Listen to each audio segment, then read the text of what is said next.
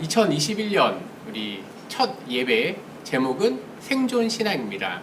말씀은 느헤미야 1장입니다.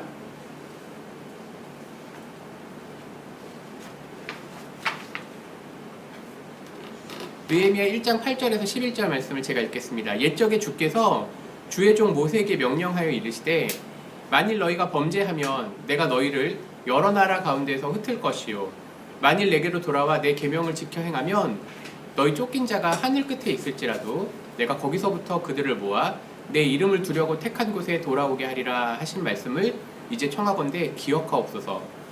이들은 주께서 일찍이 큰 권능과 강한 손으로 구속하신 주의 종들이요 주의 백성이니이다. 주여 구하오니 귀를 기울이사 종의 기도와 주의 이름을 경외하기를 기뻐하는 종들의 기도를 들으시고 오늘 종이 형통하여 이 사람들 앞에서 은혜를 잊게 하옵소서 하였나니 그때 내가 왕의 술 관원이 되었느니라. 제가 설교를 준비하면서 우리 중등부에 와서 매해 첫 해 설교의 좀 주제들을 좀 돌아보았습니다.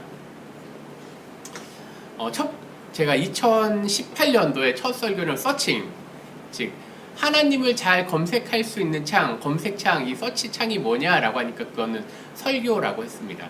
성경. 그래서 서칭이라고 제가 제목을 정했고요. 2019년도 첫 설교의 제목은 섬기는 중등부가 되자라고 하였습니다. 그리고 작년 2020년 첫 설교는 We are the oil, one in love, 서로 사랑하자라는 주제였습니다. 어떤 부분들은 이 첫 설교대로 한 해를 잘 갔던 해도 있고 그렇지 않은 해도 있습니다. 조금 전에 얘기했듯이 2019년도에 섬기는 중등부가 되자라고 하는 것은 움직이는, 행동하는 신앙이 되자라고 하였습니다. 그래서 우리 2019년도에는 트레킹이나 밖에 야외 활동을 참 많이 했습니다. 그래서 서로 얼굴도 자주 보고 하였습니다. 2020년도에는 우리가 서로 사랑하자라고 하였지만 코로나 자체가 너무 심각하여서 만나는 것 자체가 쉽지 않았습니다. 물론 중간중간에 번개 형식으로 만나서 우리 운동도 하고 자전거도 타고 하였지만 잠깐의 교제도 했지만 크게 움직이지는 못하였습니다. 제가 올해 2021년도를 시작하면서 첫 설교로 뽑은 키워드는 생존입니다. 특별히 2014년도 세월호 사건 이후에 저는 생존 수영에 대한 것들에 대한 관심이 있었습니다. 그래서 저도 물론 수영을 또 배웠고 그래서 어떤 위험에 빠졌을 때 살아남는 방법에 대해서 수영이 꼭 필요하다라고 하였습니다. 지금은 코로나로 인하여서 생존하기 위해서는 개인의 위생이 아주 필수적입니다. 꼭 비누가 발견되었을 당시에 인간의 수명이 늘어났던 것처럼 올해는 우리들에게 생존이라는 게 아주 중요합니다. 그렇다면 제가 설교를 준비하면서 신앙에도 생존이 필요할까? 혹은 생존을 위한 기초가 무엇일까라고 생각하였습니다. 즉 생존 신앙이라는 것은 살아남을 수 있는 서바이벌, 즉 살아남을 수 있는 신앙에 대해서 좀 같이 이야기해 보려고 합니다. 그래서 오늘 저는 그것을 느헤미야서를 통해서 우리 친구들과 함께 생존 신앙에 대해서 한번 생각해 보려고 합니다. 오늘 읽은 본문은 느헤미야, 우리가 책에는 느헤미야라고 하고 그러니까 느헤미야라고 하는 제목을 읽었지만 그래서 느헤미야서라고도 이야기합니다. 이 느헤미야가 사는 시대는 이스라엘이 멸망하고 수많은 사람들이 바벨론 포로로 끌려갔습니다. 그리고 그 끌려간 나라가 망하고 그 다음 나라 바사라고 하는 나라인데 성경에선 바사고요. 일반사에선 페르시아라고 하는 나라로 바뀌었습니다. 우리나라로 생각하면 1920년대, 30년대 약 100여 년 전에 수많은 조상들이 만주와 또 연해주 그리고 당시 소련, 러시아 땅에 카자흐스탄을 비롯해서 까레이스키라고 하는 고려인들이 수많은 사람들이 겨울에 끌려갔습니다. 꼭 그와 같은 배경의 모습입니다. 느헤미야가 살던 시대에 많은 사람들이 바사의 포로로부터 적응을 하고 살던 시기였습니다. 그중에 이 느헤미야는 하급 관리가 아니라 고위직 관리까지 올라갔습니다. 술 맡은 관원이라고 하는 것은 그냥 술을 따르는 정도가 아니라 최측근 최측근의 비서실에서 일하는 정도라고 생각해 보면 되겠습니다. 그러니까 지금 느헤미야는 당시 아주 고위 관리직으로 그곳에서 그냥 잘 먹고 잘 살 수 있었죠. 포로 중에서 가장 성공한 사람이라고도 할 수 있었습니다. 그는 자기와 가족을 위해서 살 수 있는데 그렇게 하지 않았습니다. 왜냐하면 고향 이스라엘 땅의 소식을 들었기 때문입니다. 거기에서부터 오늘 본문은 시작합니다. 느헤미야가 이스라엘 땅이 아주 혼란하다는 소식을 듣게 되고 그리고부터 이제 오늘 본문이 시작합니다. 첫 번째 생존신앙에서 얘기하고자 하는 것은 말씀을 기억한 느헤미야입니다. 느헤미야 1장 8절에 보니까 느헤미야가 옛적에 주께서 주의 종 모세에게 명령하여 이르시되 라고 되어 있습니다. 느헤미야는 어떤 말씀, 어떤 언약의 말씀을 기억했을까요? 그거는 말씀 신명기 말씀입니다. 신명기 4장 29절에서 31절에 그러나 그러니까 여기서 신명기는 모세 때에 기록되어져 있는 거죠. 그러니까 느헤미야 시대보다 훨씬 이전 1000년이 넘는 그 이전에 쓰여진 말씀이라고 생각하는 게 더 편할 것 같아요. 거기에서 말씀을 기억하여서 느헤미야가 이런 말씀을 토대로 하나님께 기도한 거죠. 신명기 4장에 보니까 그러나 내가 거기서 내 하나님 여호와를 찾게 되리니 만일 마음을 다하고 뜻을 다하여 그를 찾으면 만나리라. 이 모든 일이 내게 임하여 환난을 당하다가 끝날에 내가 내 하나님 여호와께로 돌아와서 그의 말씀을 청종하리니 내 하나님 여호와는 자비하신 하나님이심이라. 그가 너를 버리지 아니하시며 너를 멸하지 아니하시며 내 조상들에게 맹세하신 언약을 잊지 아니하시리라. 여기 29절에 보니까 내가 거기서 내 하나님 여호와를 찾게 되리니 이 말씀 앞에는 어떤 말씀이 있냐면요, 이런 말씀이 있어요. 너희들이 하나님 말씀에 순종하지 못하면 반드시 다른 나라로 포로로 끌려갈 것이다. 그리고 그게 느헤미야 이전 시대에 지난주 설교로 따지면 예레미야 시대 때 이루어졌죠. 이스라엘은 철저하게 멸망하였고 그리고 포로로 끌려갔습니다. 근데 그 포로로 끌려갔을 때 많은 사람들이 있었지만 그 중에 일부는 하나님 말씀을 기억하고 그 말씀을 토대로 기도를 합니다. 오늘 대표적인 느헤미야도 마찬가지였습니다. 신명기 때 이루어진 하나님 말씀을 기억하여서 그는 하나님 앞에 기도하고 회개하면 하나님께서 돌이키시겠구나 라고 그가 말씀을 깨달은 거죠. 느헤미야는 오늘날로 따지면 평신도라고 얘기할 수 있습니다. 이런 말이 좋은 건 아니지만 이렇게도 얘기할 수 있어요. 느헤미야는 오늘날로 따지면 어느 교회의 장로님 혹은 안수 집사님 정도 될 수 있겠죠. 그는 교회에서는 그냥 평신도였지만 실제로 한 민족의 지도자였습니다. 그는 하나님의 말씀을 잘 기억하였는데 여기에서 성경에서는 기록되어 있지 않지만 그는 어릴 때부터 하나님 말씀을 잘 듣고 그리고 그 말씀을 읽었다는 것을 추론해 볼 수 있습니다. 왜냐하면 느헤미야가 어렸을 때 하나님 말씀을 듣지 아니하였다면 신명기 말씀을 기억할 수 없기 때문이죠. 성경의 교육은 어릴 적부터 하나님 말씀 교육을 아주 중요하게 여깁니다. 그러니까 느헤미야, 다니엘 이런 포로로 끌려갔는데 이 사람들이 그 포로로 끌려간 이방 나라에서도 신앙을 지켰다는 것은 어릴 때부터 하나님 말씀을 배웠다는 것을 추론해 볼 수 있는 거죠. 그래서 올해 우리 중등부는 생존신앙의 첫 번째로 말씀 읽기를 강조하려고 합니다. 특히 2월달과 3월달에 우리 학생들과 선생님들을 중심으로 제자훈련반을 모집해서 큐티를 하려고 합니다. 모든 사람들이 큐티를 하면 좋겠지만 그게 실제로 이루어지기 어렵기 때문에 제자훈련반을 신청을 해서 2월달과 3월달에 말씀 훈련을 받는 시간을 가지려고 합니다. 특별히 우리 임원 친구들 뿐만 아니라 또 새로운 친구들, 또 기존의 우리 중동민 친구들 모두가 이런 말씀 훈련에 함께 동참하였으면 좋겠습니다. 또 선생님들과는 함께 창세기 공부를 하려고 합니다. 이번 올해 공과 이 상반기에 1학기에는요 창세기를 중심으로 말씀을 전할 건데요. 이런 것을 통해서 짧은 시간 동안 또 창세기 말씀의 훈련을 받으려고 합니다. 이 모든 것은 이제 비대면, 즉 지금처럼 비대면으로 뭐 줌으로 할 수도 있고 미트로 할 수도 있죠. 이런 것들을 통해서 우리가 말씀 훈련을 하지만 그 속에서 하나님 은혜가 있을 것이라고 저는 믿습니다. 생존신앙을 제가 주장을 하면서 이것은 그냥 올해 갑자기 나온 게 아니라, 물론 코로나라고 하는 현상이 있지만 이 생존신앙이라는 것은 한 사람 한 사람의 신앙의 그 기초가 말씀과 기도로 기초되어야 된다는 거죠. 우리가 코로나 상황 이전에는 교회 중심의 신앙생활을 하였는데 지금은 이 교회 장소 중심의 신앙생활을 할 수 없습니다. 다른 말로 얘기하면 각자의 삶의 자리에서 하나님 뜻대로 사는 신앙을 가져야 된다는 거죠. 즉 살아남는 신앙을 가져야 된다는 겁니다. 그래서 우리 친구들은 가정과 학교에서, 또 우리 선생님들은 가정과 또 직장에서 각자가 가지고 있는 그 달란트를 가지고 하나님 말씀대로 사는 것이 필요하는데, 그런 방향을 기초를 다져주는 게 생존신앙이라는 거죠. 두 번째, 느헤미야는 어떠한 사람이었을까? 네, 한번 말씀 넘겨주세요. 네, 그는 기도하는 지도자 느헤미야였습니다. 말씀을 한번 보도록 하겠습니다.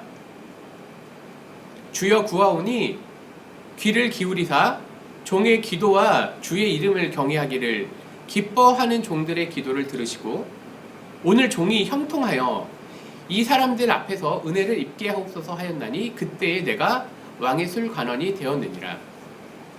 느헤미야는 기도의 사람, 기도하는 지도자였습니다.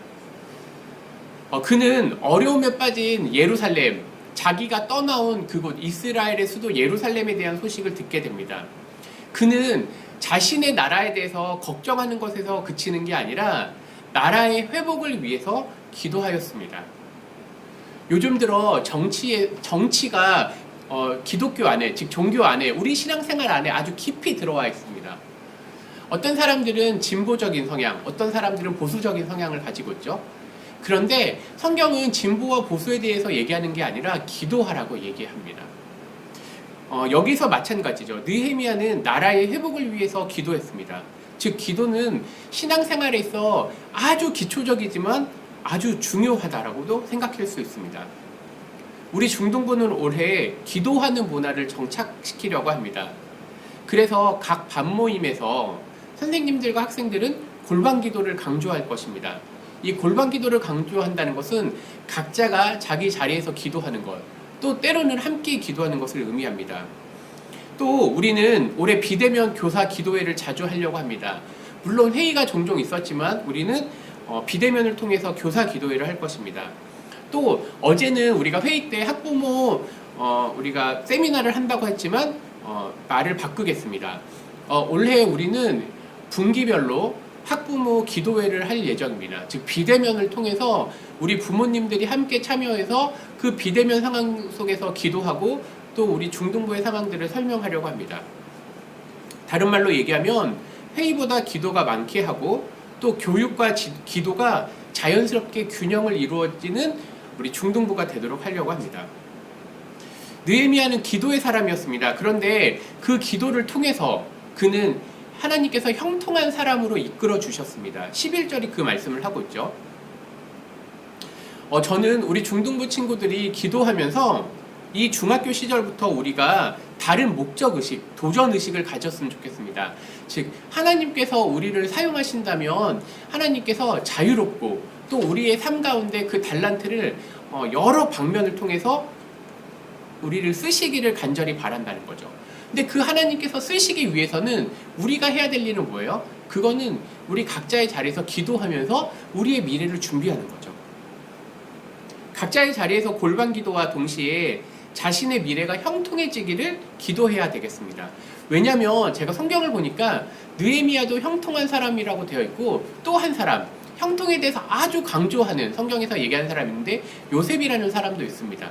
하나님께서는 시대마다 아주 중요한 지도자들을 세우셔서 이 교회로 하여금 우리가 존재하게 하고 그 다음 세대에게 신앙을 전수하게 합니다. 느헤미야가 마찬가지고 요셉도 마찬가지였죠.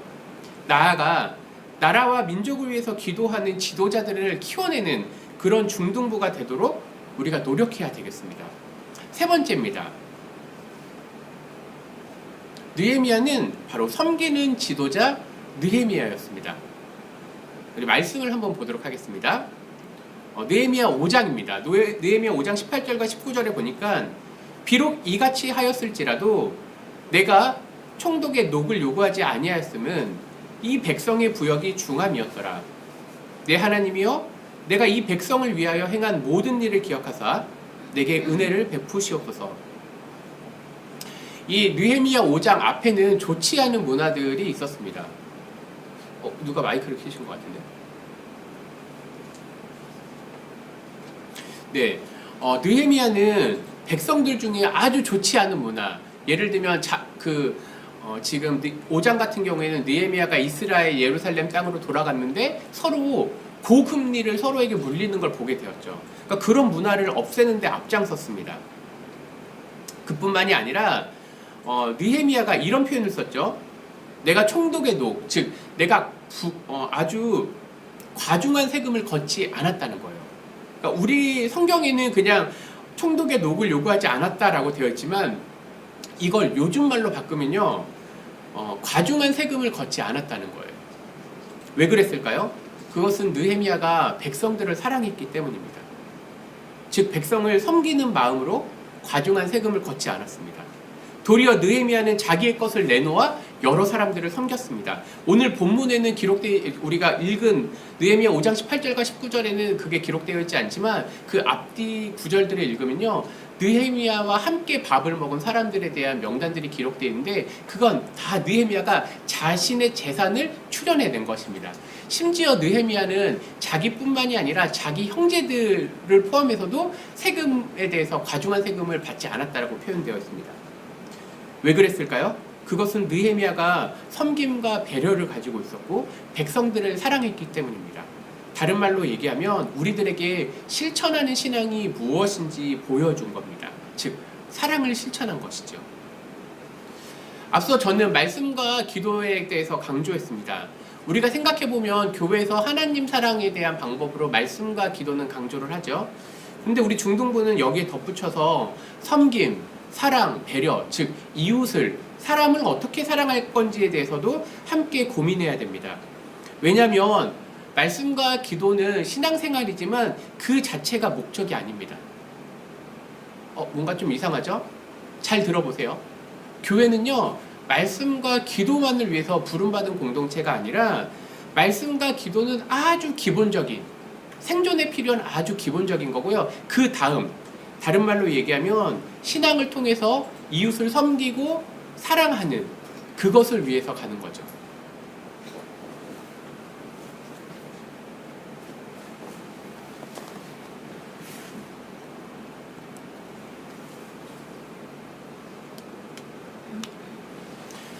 네, 앞서서 느헤미야는 여러 사람들을 섬기는 데 있어서 자기의 것을 내어놓았다고 하였습니다. 그의 신앙은 이웃을 사랑하는 신앙입니다. 우리가 성경의 핵심을 하나님 사랑과 이웃 사랑이라고 얘기하는데 중등부에선 계속해서 제가 얘기하는 것은 이웃 사랑은 사람을 사랑하는 겁니다. 우리는 성경에서 이렇게 탁월한 지도자를 느헤미야뿐만 아니라 조금 앞선 시대의 다니엘, 그리고 더 앞선 시대의 요셉을 발견할 수 있습니다. 우리는 그들을 리더라고 부릅니다. 지도자라고 부르죠. 즉 올 한 해 우리가 믿고 따르는 생존신앙은 한 사람이 살아남는 신앙이지만 결과적으로는 믿음의 일꾼이요, 리더를 키우는 신앙생활, 즉 신앙교육이라고 할 수 있습니다. 이제 말씀을 정리해 보겠습니다. 중등부는 생존신앙을 위해서 네 가지의 활동들을 할 것입니다. 첫 번째는 말씀을 강조할 겁니다. 이거는 성경 공부와 제자훈련, 그리고 우리 반모임을 통해서 할 겁니다. 두 번째는 기도를 강조할 것입니다. 그 기도라는 것은 골반 기도입니다. 여기에서는 비대면 교사 기도회와 비대면 학부모 기도회가 있습니다. 그래서 지금 아마 우리 선생님들 뿐만 아니라 우리 부모님들도 참석해 주시는 걸로 알고 있는데요. 우리 부모님들도 중등부를 위해서 함께 기도해 주십시오. 그래서 분기별로 비대면으로 모여서 기도할 겁니다. 세 번째는요, 섬김입니다. 중등부는 이 코로나 시대 때 섬기는 것에 대해서 고민할 겁니다. 어려운 친구들 혹은 어려운 이웃을 어떤 방식으로 우리가 돈을 걷어서, 그러니까 말 그대로 헌금이라고 하는 것을 통해서 도와줄 수도 있고요. 우리가 학교에서 우리 친구들 각자가 이제 중학교를 처음 올라가거나 여러 상황들이 있겠죠. 그 어려운 친구들을 찾아내서 그들을 섬기는 것을 계속 강조할 겁니다. 네 번째는 온라인 예배를 계속 강조할 겁니다.